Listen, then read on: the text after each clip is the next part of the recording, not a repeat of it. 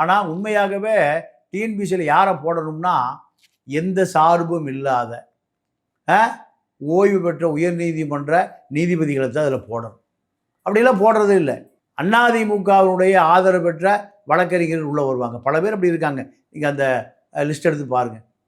திமுகவில் 2006-11 ராஜாஜி அம்மாவுக்கு நிறைய இடம் வாங்கி கொடுத்த ஒரு தரகரே உள்ளே வந்துட்டார். அப்புறம் எப்படி டிஎன்பிசி ஊழல்லாம் இருக்கும்?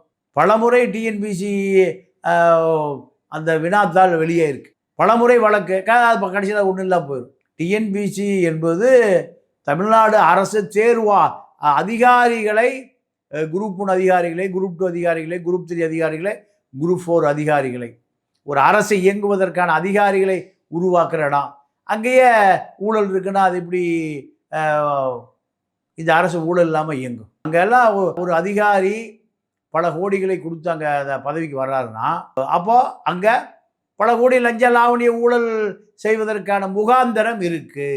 இதுதான் நீங்கள் இதுக்கு அதிமுக வந்தால் திமுக காப்பாற்று, திமுக வந்தால் அதிமுக காப்பாற்று.